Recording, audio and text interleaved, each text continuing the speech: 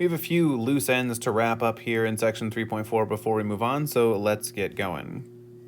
The first is, if A, B, and C are matrices of appropriate sizes to make the indicated operations possible, then the following identities hold.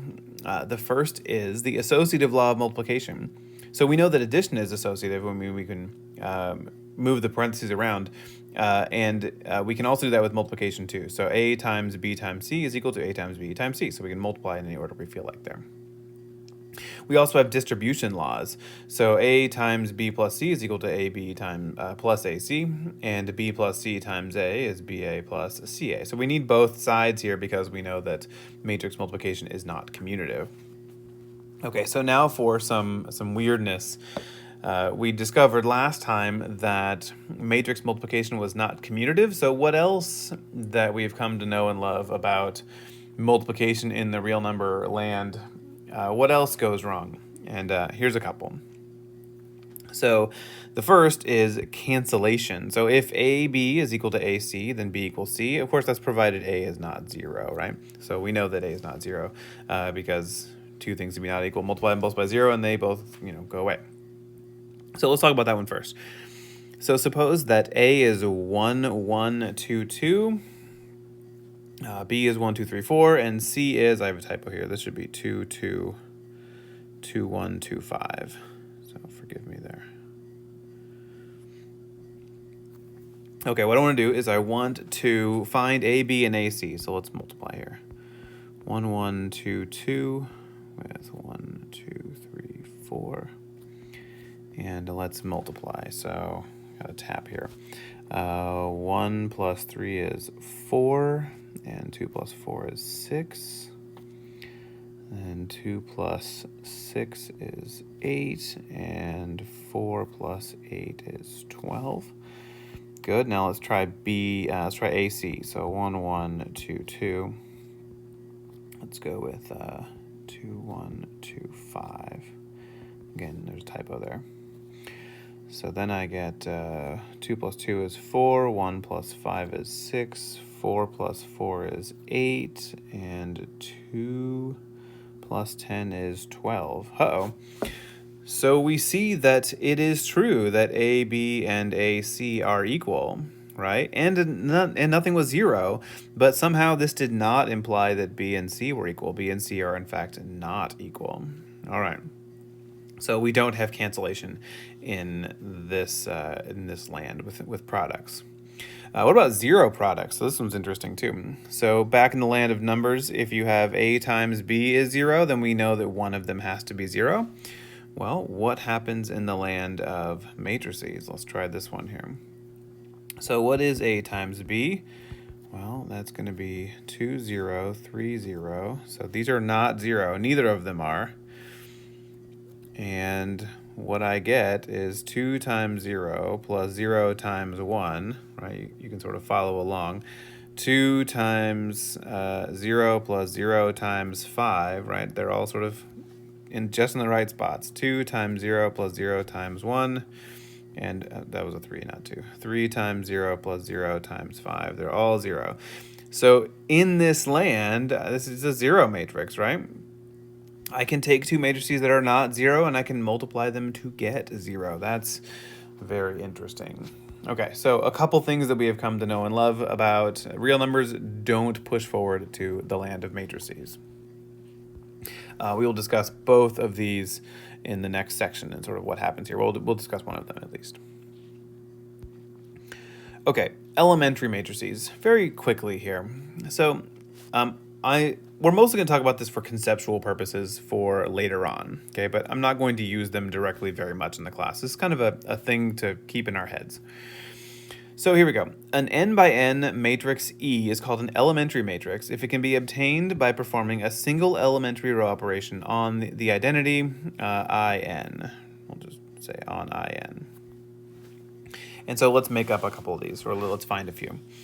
So in the land of 2 by 2 matrices, if I do 4R1 put in R1, then we'll call that my first elementary matrix. That's going to be multiply the first row by 4. Yeah? Okay. Then B here, let's do our second one. 3R1 plus R2. So that means we're going to multiply the first row by 3 and add it to R2. So that gives us an extra 3 in the bottom left there. And E3, what happens if we interchange rows 1 and 2? Then we get this thing. All right. So these are 3 examples of elementary matrices. And this is not just for n by n. I mean, not just 2 by 2. This is for any n by n. Now, what I want to do is to take each of those, and I want to multiply each of them with this matrix A here. So let's do E1A. So that is 4, 0, 0, 1. I want to multiply that with my matrix 1, 2, 3, 4. And what do I get? All right, so 4 times 1 is 4 plus 0 times 3. 4 times 2 is 8 plus 0 times 4. There we go. Then 0 times 1 is 0 plus 1 times 3 is 3. 0 times 2 is 0. 1 times 4 is 4. Okay, so I got 4, 8, 3, 4. Let's do E2A. So E2 is 1, 0, 3, 1 times 1, 2, 3, 4. And what happens here? So in the first one, I get 1 times 1 plus 0 times 3. Then 1 times 2 plus 0 times 4. Okay, so it appears to have left the first row alone there.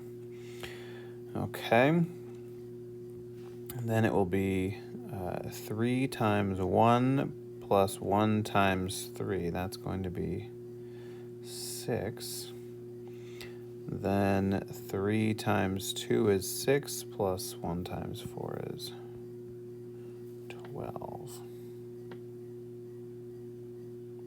Okay. Now let's do E3A. 0, 1, 1, 0.